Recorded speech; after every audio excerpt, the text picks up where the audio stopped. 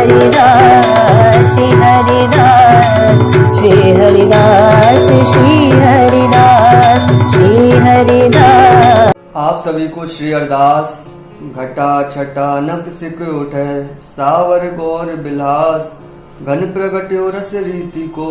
जय जय श्री हरिदास। पूर्व के वीडियो में आपने जाना कि आचार्य चरण श्री स्वामी ललित किशोरी देव जी साधकों को समझाते हैं कि दृढ़ अनन्य उपासकों को कहाँ जाना चाहिए और कहाँ नहीं जाना चाहिए। आज हम आचार्य चरण के आगे के सिद्धांत की चर्चा करें तो उसमें आचार्य चरण श्री स्वामी जी के स्वरूप और यमुना रस रानी की महिमा को किस प्रकार वर्णित करते हैं, आइए हम सभी चर्चा में प्रवेश करें। आचार्य चरण कहते हैं, बनी बनाई बनी रही ललित प्रिय सो नित्य, रोम रोम में रम रही तन्मन वचनन चित्त। कि जो बनी बनाई बन रही अर्थात जो प्रिया प्रीतम श्री ललिता महारानी हैं, उनसे साधक का जन्म जन्मांतर युग युगांतर तक पूर्व से ही संबंध है। कहा जाए तो हम उन्हीं के ही एक अंश हैं, परंतु माया के कारण हम अपने स्वरूप को भूल गए हैं और हमें ये बोध नहीं है कि हम किनके हैं। परंतु जब हम आचार्यों की कृपा एवं गुरुदेव की कृपा प्राप्त करते हैं और रसिक अनन्यों का संग प्राप्त जब हमें होता है, स्वामी जी की चर्चा श्रवण करते हैं, तब हमें ये बोध होता है कि हम तो श्री हरिदासी जी के सहचरी परिकर से हैं, श्री ललिता महारानी के ही अंश स्वरूप हैं और हमारा संबंध संसार का नहीं, हमारा संबंध तो स्वामी जी से श्री ललिता महारानी से युग युगांतर पूर्व का ही है। जब से वह दुर्लभ नित्य विहार है तब से ही हम उनके संग हैं, परंतु अपने कर्म के कारण या कहा जाए अपने प्रारब्ध के कारण इस शरीर में हैं। तो इस प्रकार आचार्य चरण बताते हैं कि बनी बनाई बन रही ललित प्रिय सो नित्य, की हमारा तो नित्य का ही संबंध श्री ललिता महारानी से है। और जब ऐसा बोध साधक को होता है तब क्या होता है, रोम रोम में रम रही तन्मन बचनन चित्त, कि फिर उसको ऐसा एहसास होता है कि श्री हरिदासी जी श्री स्वामी जी महाराज मेरे रोम रोम में वास कर रहे हैं, मेरे तन में मन में और चित्त में, और जो मैं वचन बोल रहा हूँ वह भी कोई और नहीं श्री स्वामी जी महाराज ही साक्षात बोल रहे हैं। ऐसा जब साधक को अनुभव होने लगता है तो हम जब कहते हैं कि भजन में हमारा मन नहीं लगता, परंतु जब इस प्रकार आचार्य चरण जो समझाते हैं कि तन्मन वचनन चित्त में जब रोम रोम में रम रही है, जब ऐसा साधक को दृढ़ विश्वास हो जाता है कि मेरे चित्त में या मेरे मन में श्री स्वामी जी महाराज के अतिरिक्त कुछ अन्य है ही नहीं, तो उसका मन स्वतः ही श्री स्वामी जी के नाम जाप में और स्वामी जी में लगने लगता है। परंतु यह स्थिति कब आती है, जब साधक अनन्य रसिकों का संग करता है और श्री स्वामी जी की चर्चा निरंतर ही श्रवण करता है, उस पर विचार करता है, चिंतन करता है, तभी उसे अपने स्वरूप का बोध होता है। और जब स्वरूप का बोध होता है तो श्री स्वामी जी के नाम रूपी रंग में रंग जाता है, और जब वह रंग उस पर चढ़ता है तब उसको क्या प्राप्त होता है, तो आचार्य चरण आगे वर्णित करते हैं और बताते हैं, श्री वृंदावन बस रंग सो श्री जमुना रस ही आहार, ललित प्रिय ललित प्रेम को पाइए अद्भुत नित्य विहार। कि श्री स्वामी जी के नाम में रंगकर श्री धाम वृंदावन में साधक वास करता है, और जब वह वास करता है तो क्या आहार ग्रहण करता है,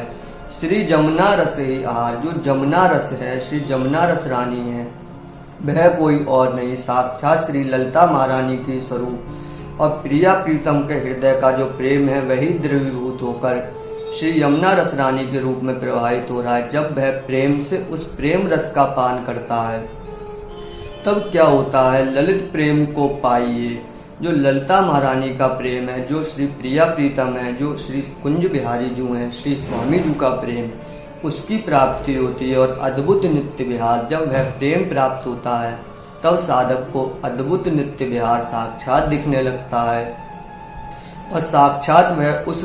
लीला में समाकर उसका आनंद लेता है। और अब हम यदि विचार करें कि आचार्य चरण ने कहा वृंदावन में जब साधक बस जाता है तब यमुना जल पान करने पर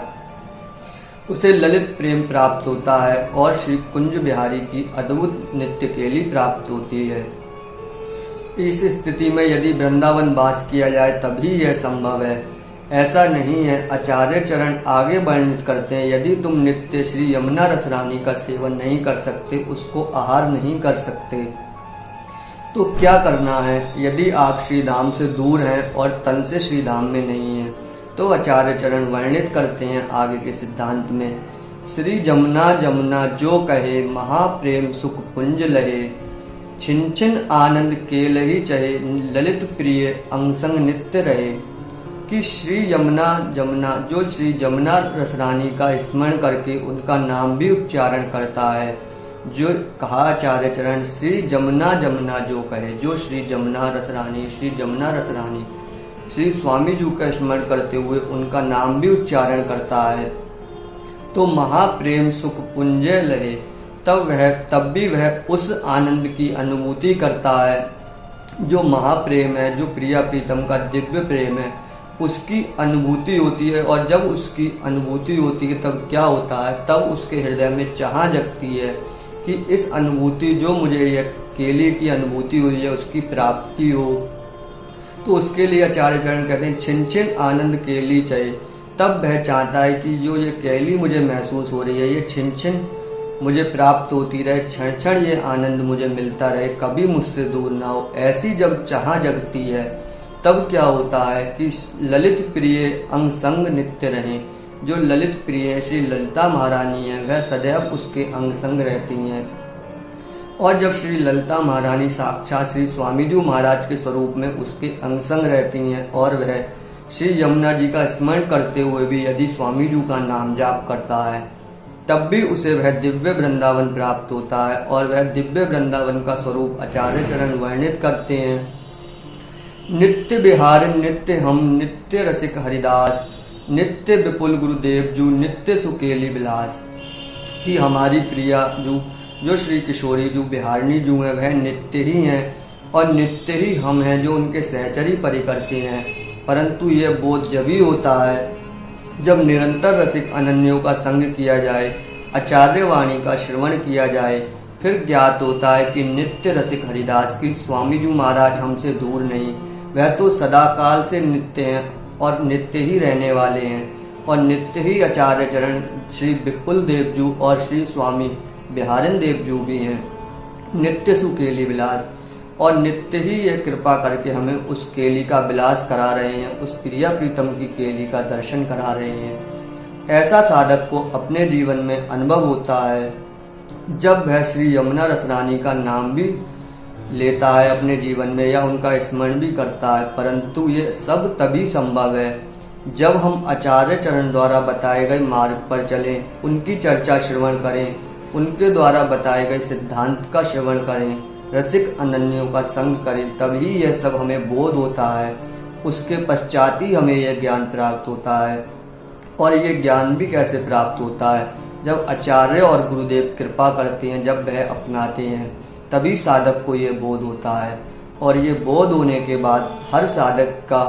कर्तव्य है कि वह अपने मत अनुसार उस विषय का चिंतन करे, मनन करे और श्री स्वामी हरिदास जी के श्री चरणों में